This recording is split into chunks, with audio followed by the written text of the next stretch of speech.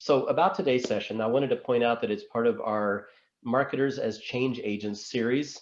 I think a lot of us have experienced at some points in our career where we've really been on point and in a unique position to communicate value and value propositions as well as vision, vision for the future, vision for what's possible.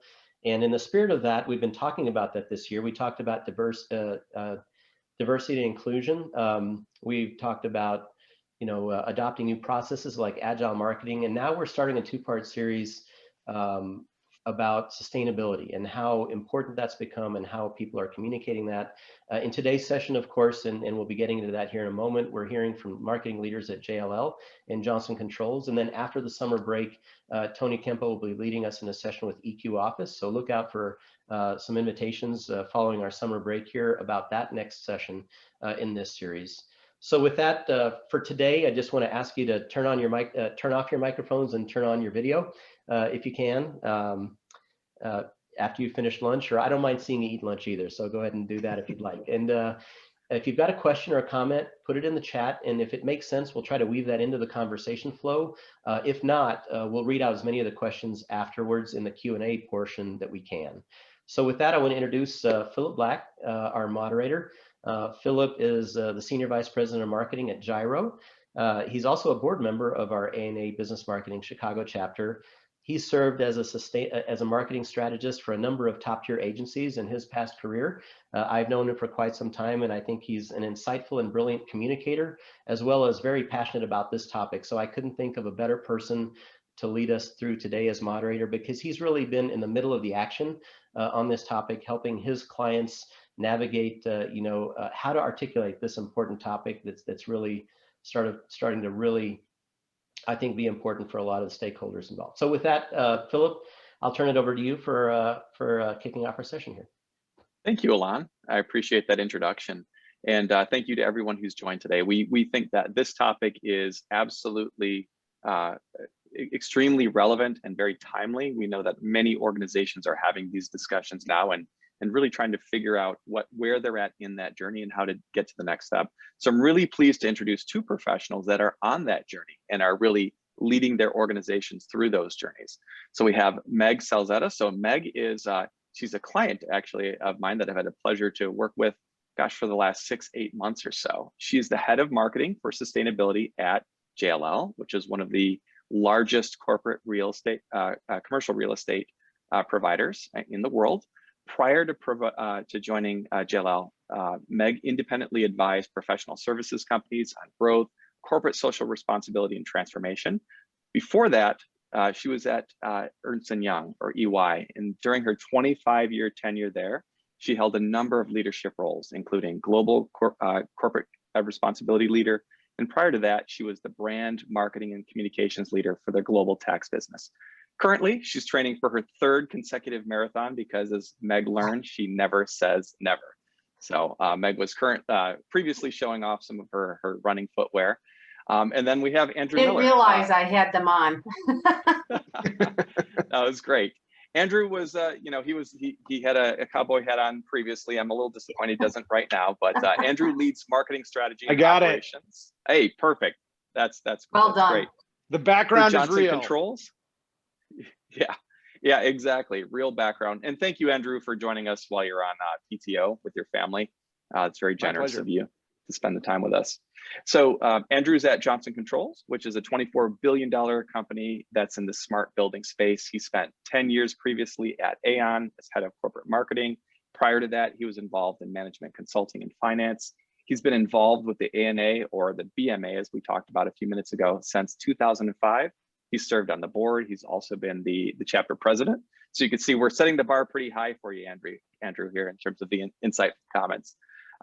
So beyond that, Andrew is an avid music fan, and he thinks Shazam, the app on your phone, is one of the world's greatest inventions. So welcome, Meg and Andrew, and thank you for joining us. I think we're going to go ahead and just kick off with the first kind of a first question. Meg, I'm going to start with you. Tell the group here a little bit about your journey and how you ended up doing what you're doing at JLL. Okay, it's a good way to start. And I want to start explaining a little bit more about JLL to paint a picture of how I ended up there. And Philip mentioned a little bit about what JLL is, a Fortune 500 company, professional services, specializing in real estate and investment management for owners, occupiers, investors. JLL is over 250 years old. It operates in 80 countries, has 90,000 employees, and it's managing over 6 billion square feet in the spaces that it manages and oversees. What originally attracted me to the organization is what sits beneath all of that. JLL's purpose is about shaping the future of real estate for a better world. And when you dig a little deeper, you find out that JLL has been delivering sustainability services from strategy through execution for the last 15 years and around the globe. Pockets of great strength there. And they also have an incredible people culture. They are a leader when it comes to being most ethical. I mean, a number of awards, the Energy Award, Leaders in D&I. That attracts me because through my very fulfilling career at EY, another fantastic organization, I was able to, and there were those two pivotal roles that Philip mentioned. I was head of brand marketing comms for Global Tax and worked with a phenomenal network and saw the opportunity to get scale with global programs and really work across an interesting matrix to make things happen and to work and collaborate with different groups and look for good partners. That combined with the role of corporate responsibility and working with the leadership to introduce a global social impact program that mobilized 250,000 of its employees in a program that is called EY Ripples, to drive change, to work with partners, and to impact 1 billion lives by 2030, completely tapped into my personal purpose of wanting to use my skills and experience in a way that would drive that scale. So to look and to have this opportunity to join this band of phenomenal marketing colleagues at JLL, from the product services through the corporate sustainability folks and all the people across the business lines, to do the same thing but in a different space is really motivating and inspiring. I was brought on to add to the effort to make sure that we introduce a globally cohesive strategic marketing plan, to make sure that we're bringing the strength of our corporate story and what we're doing as an organization, along with what we're doing with our clients. So that's kind of what led me here and what excites me. The ante is huge because the built environment contributes to 40% of the carbon emissions in the planet. And JLL is a leader in the space in wanting to transform and drive proactive, very aggressive steps against and to control climate action. That's great. Yeah, absolutely a huge footprint and ability to influence and impact there. Thanks, Meg. Andrew, how about you? How did you find yourself, where you're at now, where you have some influence and involvement with sustainability as a marketing leader? Yeah, absolutely. And by the way, Meg, awesome, great intro there. You've got me beat on the legacy of your organization at 280 years, I think you said. So Johnson Controls is 135 years, which I will tout as much as I can, but you got me beat there. So I am still an old organization. It's still an old organization, yes. And we are undergoing a transformation, which is one of the primary reasons why I joined Johnson Controls after 10 years at Aon. I am I like to describe myself as an ex-consultant and an ex-finance person who fell into marketing about 10 years ago and completely fell in love with it and decided to make a career out of it. But as Philip mentioned earlier, been involved with the BMA since 2005. That was around the time, a little after I met my boss, who I'm now on my third company with, Phil Clement, who's also been president in the past of the Chicago chapter, and many of you guys know Phil. And so we're at Johnson Controls together, and JCI, which is the ticker, and internally we kind of refer to it as JCI as well. But Johnson Controls is so 24 billion revenue. We're on a journey to we want to be perceived as a digital first tech company from a moving away from an industrial kind of old line industrial company, right? And so that's a big journey. There's a lot of digital transformation that is helping us achieve that. And so we're at this kind of terrific point in the company's history where we can achieve that. When it comes to sustainability, it's part of our DNA, full stop. So our focus is around smart buildings, particularly when it comes to HVAC, fire, and security. Those are our 3 core areas. We have the largest installed base of equipment across the world in buildings across the world, office buildings, hospitals, school campuses, sports stadiums, et cetera, you name it, residential buildings as well. And so as you think about that, we're in a great position to impact our customers' sustainability goals, which is a very compelling and attractive thing to have as an organization, particularly also when you talk about talent. And Meg was just talking about culture as well, and that's something that we want to drive, and it's important to us. It's part of our core, and we do talk about that when we talk about our talent agenda as well. So Meg, I also just want to wrap up with on my intro with complete honor to be here with you, not just for your depth in marketing and kind of broader corporate responsibility, but also because JLL is doing great things in sustainability. We partner, Johnson Controls and JLL partner together to help our customers and clients deliver on their sustainability goals. So it's terrific to be here with you. Thank you, Andrew. I feel the exact same way, and it's great serendipity that we get to be on the panel together and with Philip. Really appreciate the opportunity, and that JCI and JLL team so well together, and that we get to do it today from a marketing perspective. That's right. Thanks, Andrew. Actually, I'm going to start with you, Andrew. Why now? So the concept of sustainability has been around for a long time, especially around the environmental realm. You know, why is there this groundswell of support and even demand for sustainable actions from organizations today? Yeah, so my quick reaction on this one is that there's so many things to talk about here. It's going to take more than half hour, 45 minutes. I'm going to give you 30 seconds on this one. Yeah, I'll zoom in on one and then hand over to Meg because she'll have a point of view on this one too. But a big one is that the business case is very real and it's very tangible, much more so than 3, 5, 10 years ago.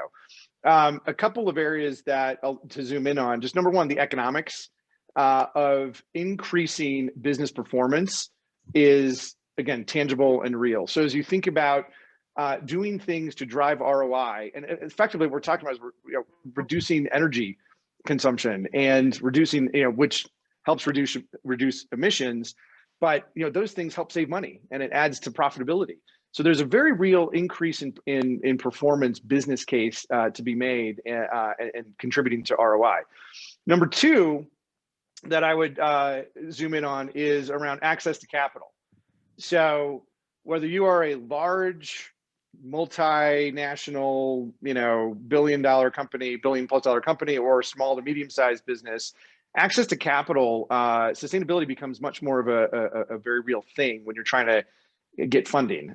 Whether it's trying to woo a hedge fund or or other types of investors that are to invest into public equities, or smaller mid-sized business that's trying to access other types of funding like bonds, et cetera. There are green bonds out there, but green funding, having your own story that is genuine and authentic around sustainability becomes very important.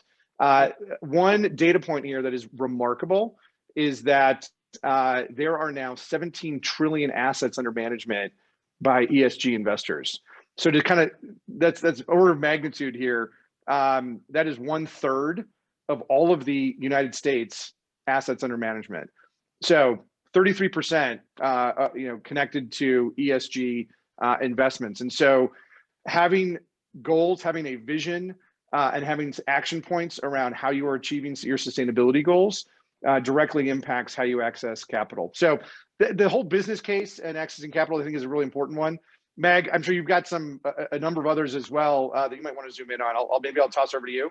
I love that you're starting with business though, and just to add, agree 100% around the ROI and the recognition that businesses recognize that ROI can be achieved through sustainable practices, and that it's not a trade-off. It's not it's not a sunk cost at all. And I think that's an important, it's not necessarily a revelation, but it's one that businesses are recognizing, and that they don't have to wait long to see the financial benefits as well as the benefits for their employees, the society at large. And those are the 2 points that I'd want to pick up, is just topping and tailing around society, because there's some feedback from a survey that we just released at the end of June, survey of 1,000 C-suite occupiers and investors, and large bulk of them are occupiers. Feedback being that the #1 driver for them employing the carbon emission reduction initiatives, the #1 driver was for societal expectations. And that response was 56% compared to even compliance, regulatory compliance expectations in response to that at 42%. So huge impact, organizations caring beyond the business itself. And then of course, when you look within the business, the employees itself, recent Deloitte survey, and they run this every year around the mindset, behaviors, and what's affecting millennials and also Gen Z. And the more recent one, of course, this year especially, healthcare was up there. Disease control, very important, but still the #1 for Gen Z, and the third reason for millennials concern was around climate control. So these are very important for organizations to take on board, because they're either their employees now or their employees down the line. Wow. Yeah, that's a really interesting lens to view it, not just the market, but also employee expectations. And just hearing your voice of the customer in there is incredibly important for really setting the course of JLL and the choices that you're making. Let's talk about sustainability as a term. So it's sort of broad, and I think to many here on this call, it can mean a lot of things. What do you mean by sustainability? Is it just, for instance, LEED certified green buildings, recycling programs? Is it about, turning the lights off, those types of things? Like, what does sustainability mean? What is your definition of sustainability? Sure. Well, I'll kick off, and then Meg can chime in. So look, anything that leads to reducing emissions, full stop, right? So that's probably, this isn't data-based, but I would probably argue that that's probably how most organizations do think about it. For us, in the context of, it's in the context of buildings. What are the ways that we can help our customers reduce their energy within a building, whether it's commercial or residential? And so I think that is, and that's what we hear from our, talk about VOC, and we can talk more about that a little bit later too.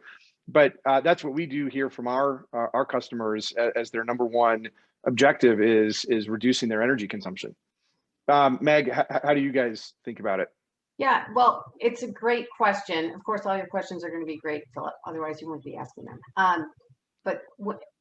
And I didn't mention earlier, but I joined JLL 6 months ago.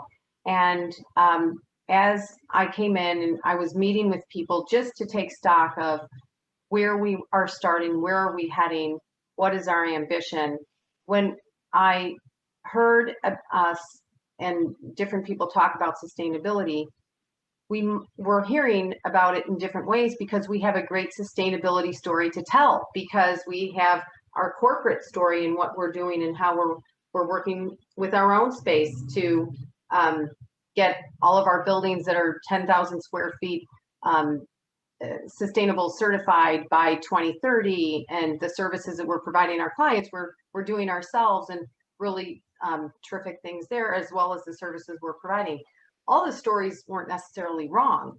It's just not the consistent narrative that we want to have and are striving to have as an organization, because we have a magnificent one to share, and we want to make sure that we are bringing all of our people along to it. And that's where Enter Stage Right, we worked with Gyro and are working with Gyro to build that out. And I think, in my takeaway from that is, one of the actions is always to appreciate what is the one common story. And for us at JLL, it absolutely goes beyond what you commonly would say is ESG.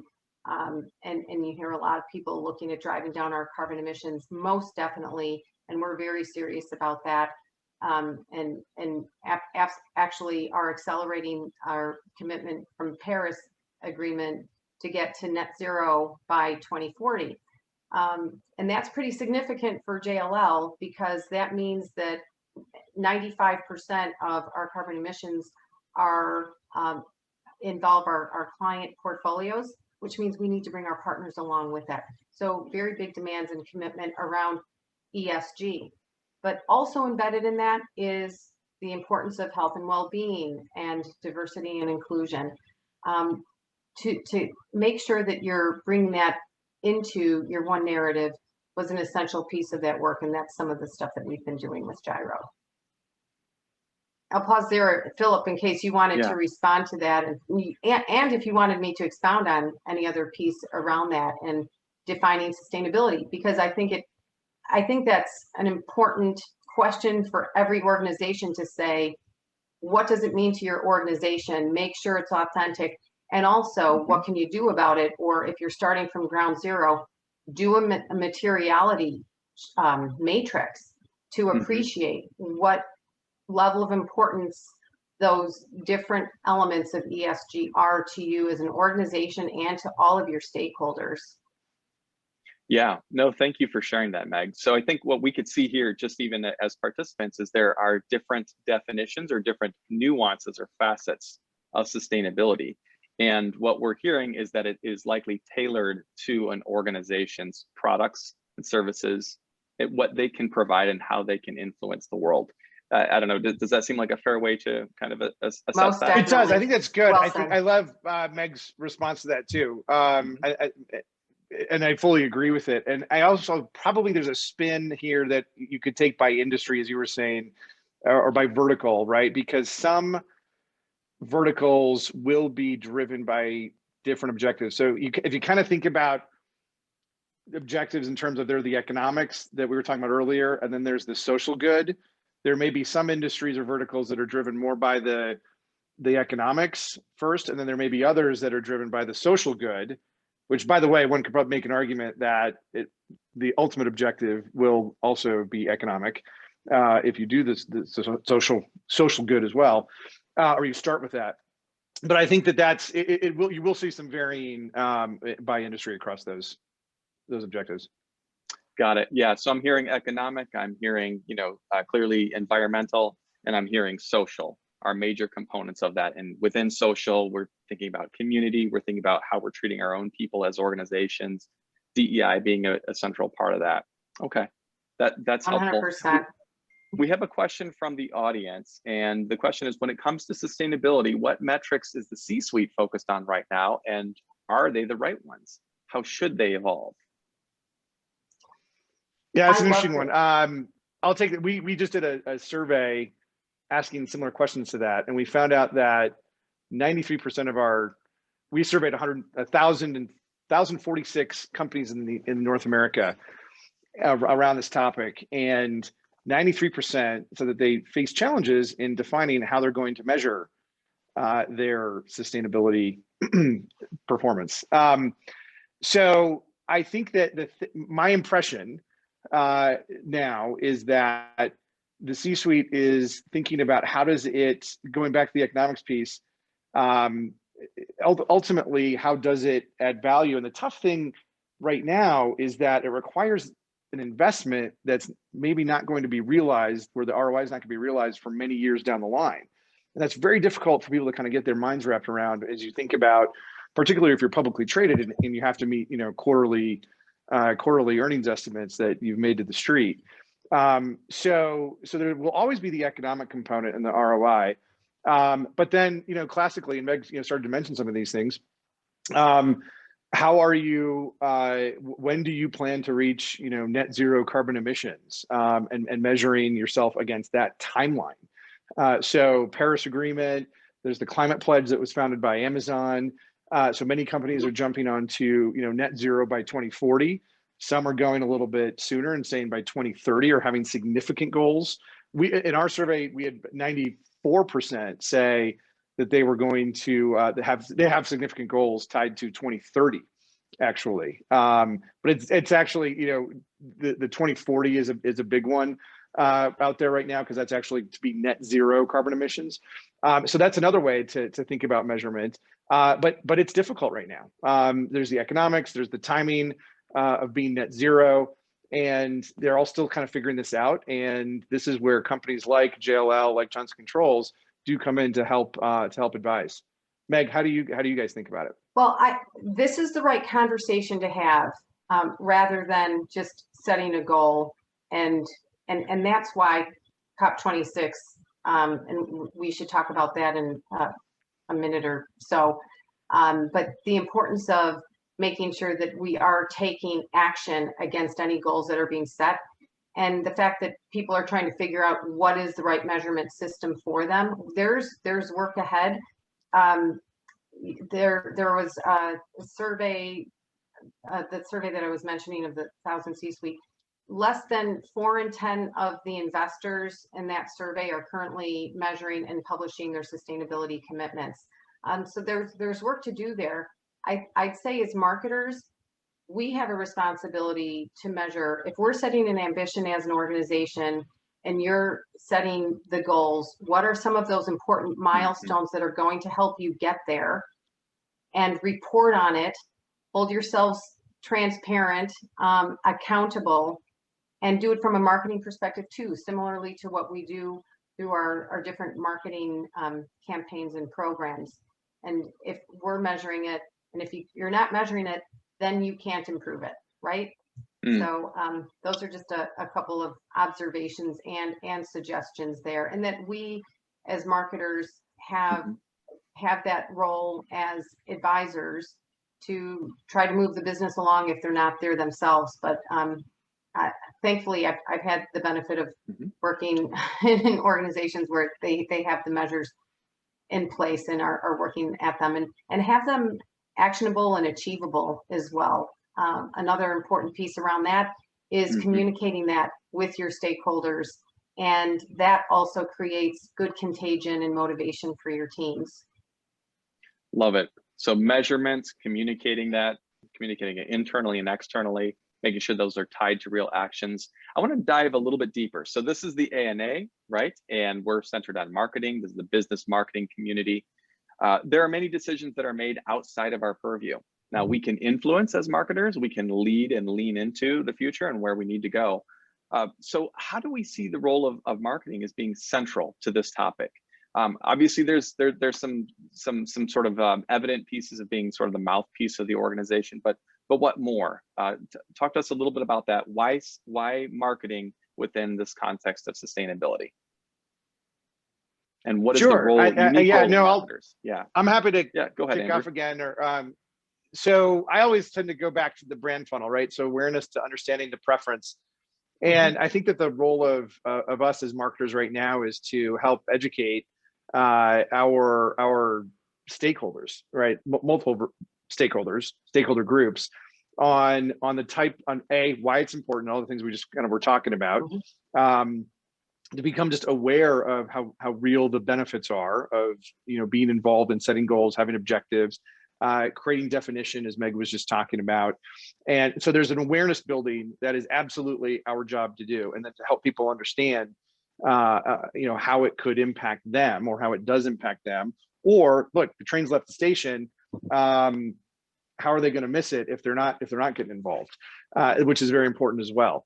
I think it's also, so that's one thing. I think that there's a second bucket of vision, right? And we need to help our organizations develop and articulate, a vision. And also, how do we, to think about how do we connect, our organizations with the broader, more global organizations that are out in front leading.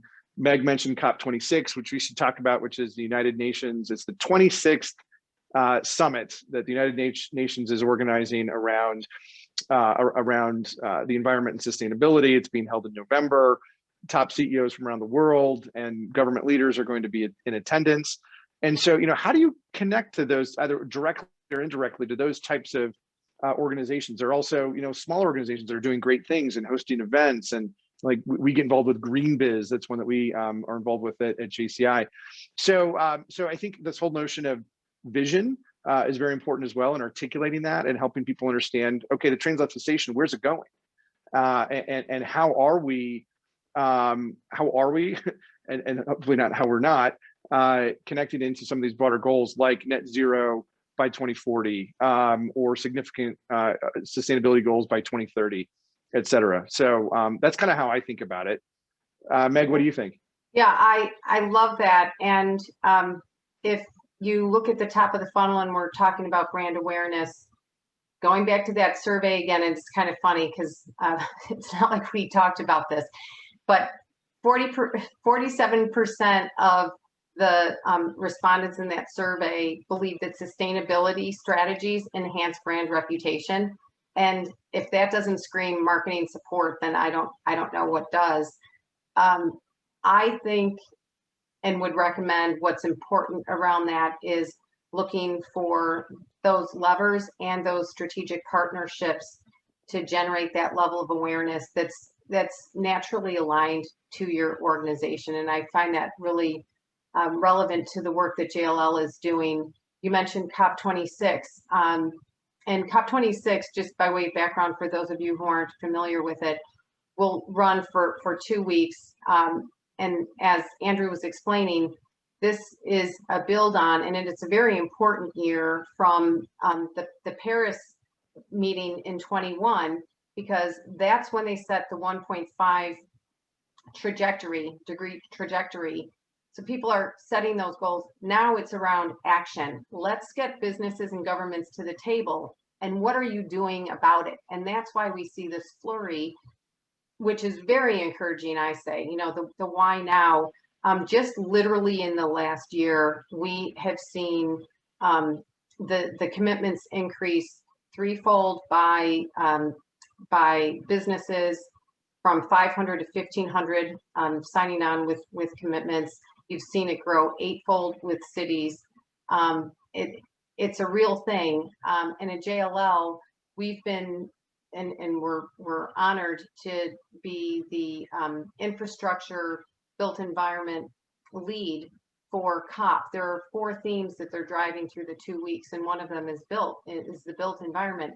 And that's really critical. Again, back to my point about the built environment represents 40% of those carbon emissions. So it's the success of what we do to combat climate change hinges on what we can do in that built environment. So look for those strategic relationships that are important, where you can make that significant change and to bring others along and to work with, as Andrew's explaining, JCI, JLL, other organizations, with your clients, your customers, and try to drive that type of change. I think that's something that marketers can help influence. And just along the marketing programs themselves, moving beyond the brand reputation, look at the demand and lead generation and the measurements that are going on there. One critical component, and Andrew, you touched upon it too, is the communications and engagement. Many of you either oversee both roles, marketing and communications, and to that end, then make sure that you're driving your effort there and getting the share of voice and learning and getting that type of feedback so that you can pivot and enhance your marketing program. If you aren't connected to communications, this is your opportunity. And again, to this partnership, there's that message around internal partnership as well, and how critically important that is to embed sustainability naturally into your organization, is through that collaboration and making sure that it's meaningful and happening at all levels and in all functions and all business lines across your business. That's good. So what I'm hearing is it's not just, some of my takeaways here. It's not just what we produce, not just sort of the marketing materials, campaigns, collaterals, ABMs, whatnot, but it's also our unique ability to understand what's going on in the world around us and to influence and connect the dots internally and externally. So we as marketers actually can influence and change. That's And drive a that bit of what I'm systemic hearing. change.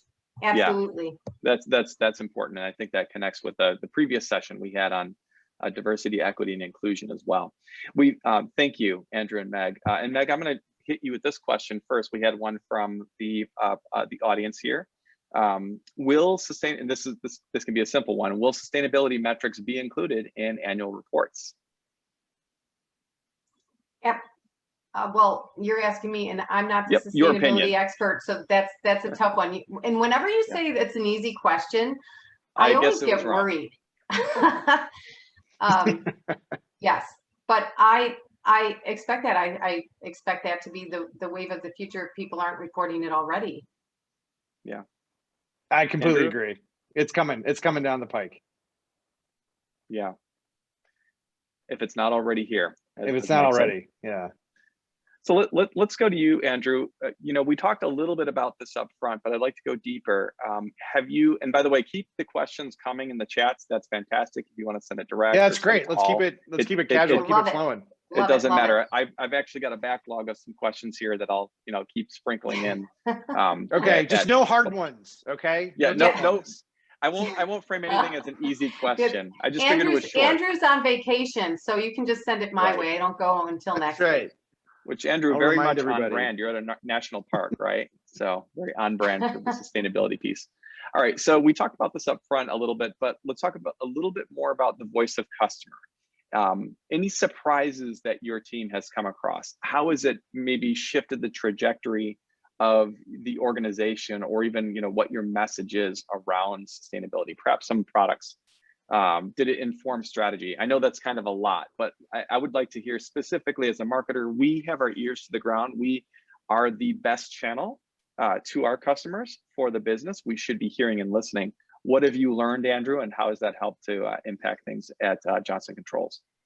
Yeah, so the answer is yes, yes, and yes. It informs all those things. Let me just bear with me a minute. I want to set aside the sustainability topic for just 1 second and talk about VOC, because it's very important to us at Johnson Controls. I came into JCI a little over a year ago and discovered that we were doing VOC in a very disconnected and disparate way. And so part of our transformation journey in turning around the marketing function globally has been kind of getting our hands wrapped around the VOC process and understanding what all of our stakeholders globally need to get out of it. And also, what do we, from an enterprise level perspective, what do we need to get out of it as well? And how's it going to inform us to do the things that we want to do as marketers? And so we've been on this journey and continue to be on. But you know, we do regional VOC with, you know, third parties doing surveys, as Meg was talking about with JLL. We also, you know, I'm also recently just commissioned a research report with Forrester to dig in. Now this is going to be a global research study that will result in a white paper. Also some other assets like infographics and things that we can use, you know, for our digital marketing efforts, focus on the topic of sustainability in all 4 regions. So North America, APAC, LATAM, and EMEA. And that's going to be a piece that's going to come out in calendar year Q4. For us, that's actually fiscal year Q1. So we're thinking about VOC regionally as well as globally, but also then just operationally, we are zooming in on how do we make sure that we are, you know, I don't want to say overly centralizing it, but we are doing a little bit of centralization around VOC to make sure that we're not tripping over ourselves, just being kind of open with this group, as I, you know, tend to think of, you know, our Chicago chapter is, you know, we're all here to learn from each other.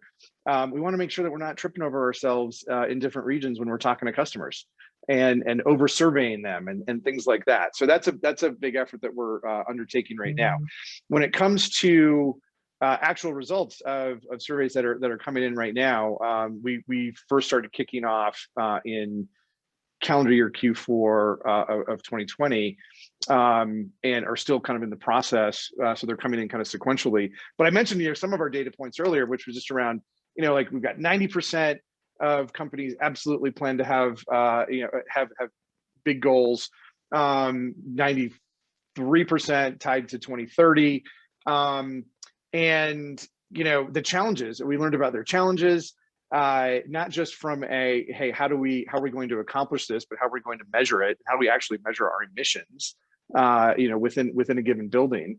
So I don't think that there are any kind of like silver bullet surprises. I think we had some hypotheses. That's how you always go about research. You have hypotheses, you test them, work with the research organization to tease that out with the respondents, which, by the way, all of our surveys are blind studies, not attributed to Johnson Controls. But we know that we're hitting some of our existing customers. And but it did kind of reinforce the fact that that there's a lot of opportunity for us to add value, much like JLL, and in some cases in partnership with JLL. And I had one other thought, it just flew out of my brain, I apologize. But Meg, why don't I turn over to you, and then because I come back, I had one other thought, but it'll come back to me. Maybe it'll come we back. do think about VOC in that way, and Meg, yeah, you want to share a little bit about how JLL's thinking about it? Yeah, I'd be happy to. And I'm really glad you made that comment about VOC. And once you get the feedback, trying to coordinate that across the regions with the different teams on that data is really important. Because the whole reason behind that is that you're going to be serving your customers better. And you absolutely want to avoid the barrage of loving and hugging from 20 different directions that isn't orchestrated and under one strategic approach. And I think it's terrific that you raise that, because it's one of those things that we're looking at and making sure that we don't do that with our Medallia survey that we've done with our clients. And I'd say that it's not that we discovered anything really surprising from the research, but what I'd say is it's probably more validating. And that is one of the questions of the clients. It was just around what their top priority was. It was fill in the blank, and the very top priority was sustainability. That's huge, and also encouraging that businesses get it. There are some other research and data that we have that aren't necessarily voice of customer directly, knowing that it was coming back to JLL. It was more research that we did in collaboration with another partner of ours, and that's Bloomberg Green. And for those who don't know Bloomberg Green, it's a global multi-platform news brand launched in just before COVID hit in January 2020. And JLL is one of the founding partners, along with Amazon, HP, and Tiffany. I'm not sure if I'm forgetting anyone. But through that survey of 350 sustainability decision makers, and that also was a global survey, they learned, and hold on, because I jotted down something because it was relevant to the US and I thought it would be important to share. But before getting there, they found that cost savings was the most influential factor in making the long-term commitment. And that also goes to the ROI discussion that we were having earlier. But I want to look for this one bit about the US. 1/4 of the respondents had viewed their organization as behind the competition. And another interesting standout, well, and this also wasn't a surprise though, is that the technology sector overall and globally sees themselves as ahead of the competition in addressing their climate commitments. But I'd be happy to share that report as a follow-on today's meeting, because I think that may help you have conversations with your stakeholders. No, that's great, Meg. And thanks. Great detail, by the way, on those. And by the way, Philip, I just want to chime in because I did remember. I got vacation brain. My apologies, but I did. Well, I was hoping you would remember. Yeah, no, I did. Yeah, because we started earlier talking about how we're using VOC, right? And I said yes, and yes, we're using it, and then I dove in on a little bit of the detail there. But as we're bringing together our VOC efforts across JCI, one of the things that we've learned is that it's important to not just think about it from a marketing perspective, but also from a business strategy perspective.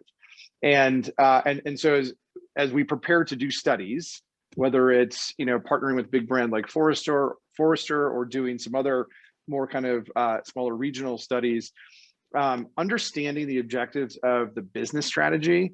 And, you know, so you're talking to P&L leaders, you're talking to strategy leaders. We've got strategy roles at the enterprise level, as well as within the business and in each geography, and understanding what they're trying to get out of it, right? So it could be more kind of sales and marketing tied to things like market segmentation.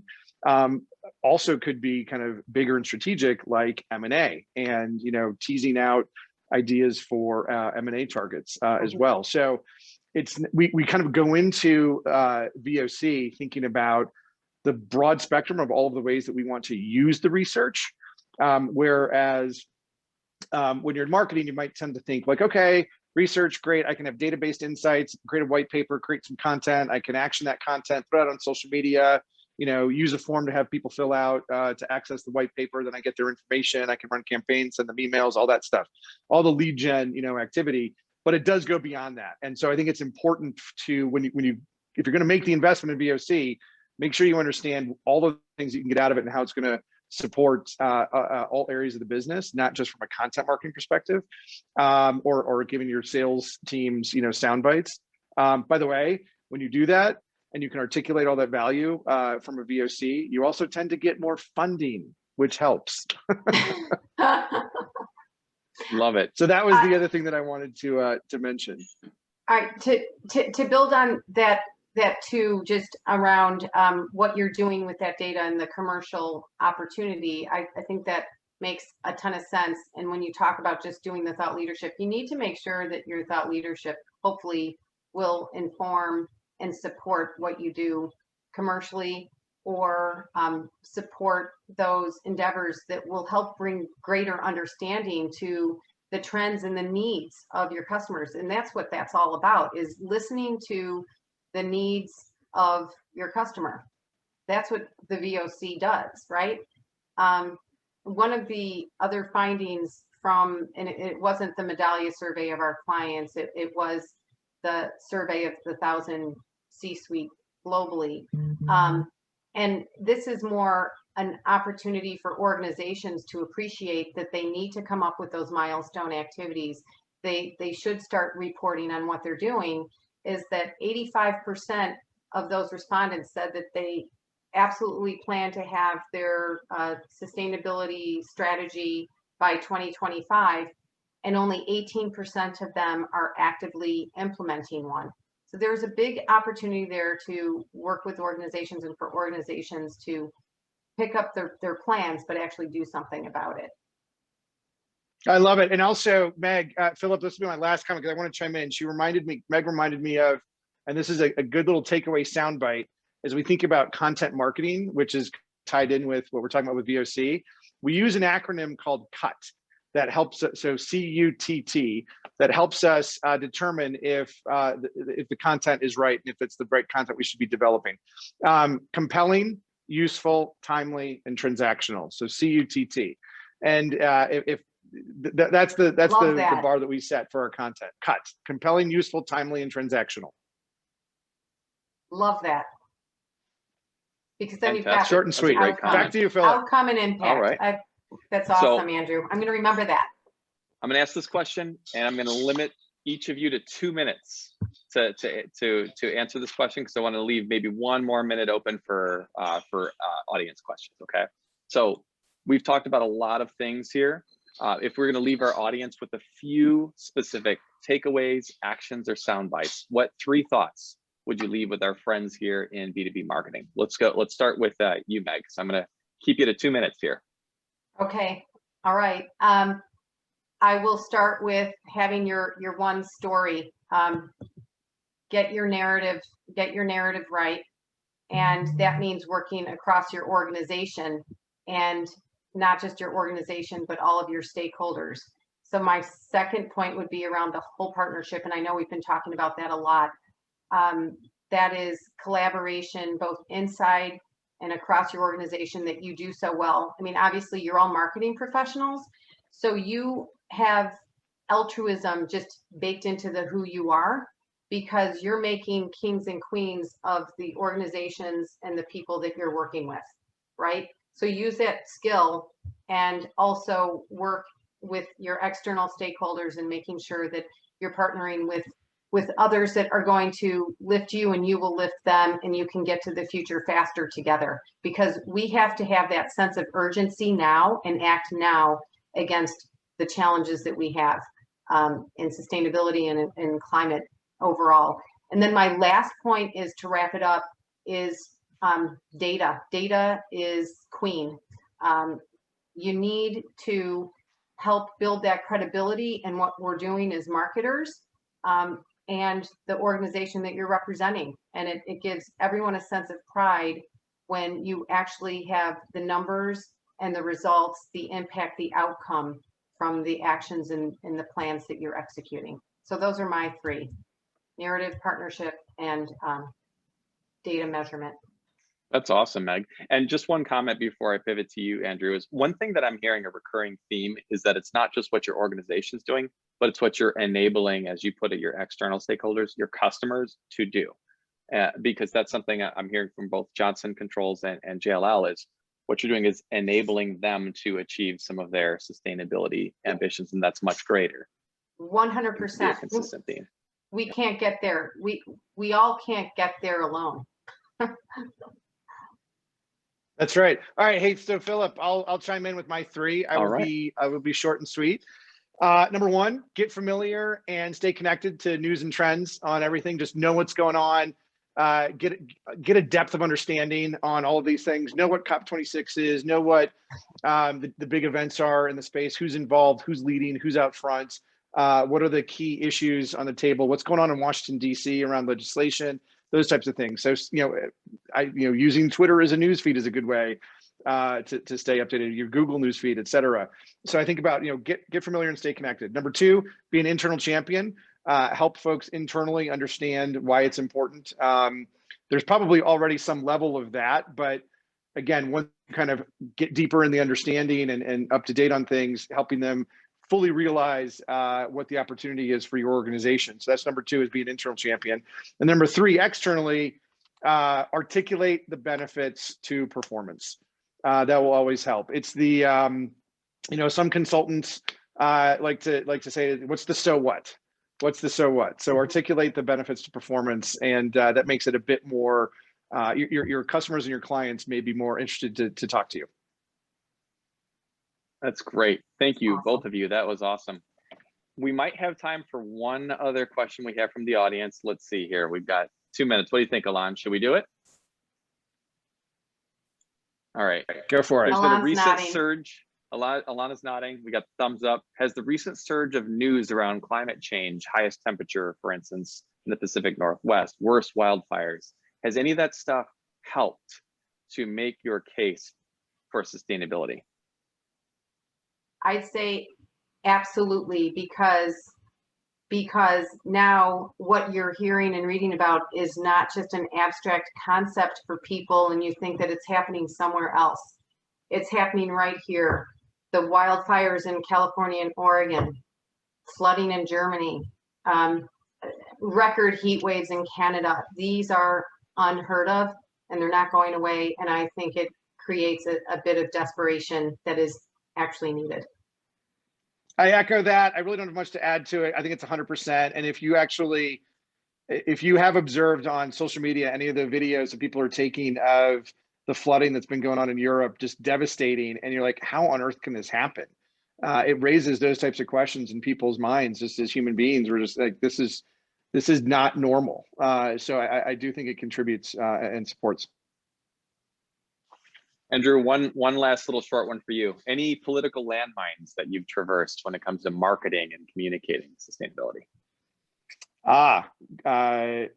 Great question. We have been involved in managing risk around politics and in the media. So all things you got to be aware of, you got to be careful of. I say really quickly on this one, work with or hire a good PR firm or good PR experts, communication experts, I should say, because it's not just external and public, but it's also internal, right? And we've got 100,000 people at Johnson Controls that are our brand ambassadors. So, you know, it's have a message, address any, if you've got any issues or any crisis that you're going through, address the issue, figure out a plan to communicate it, re-communicate it, and stay in touch. But that's a heavy comms focus, which again, as Meg was saying, you know, kind of many of us may be in a role that serves both, but definitely something to pay big attention to.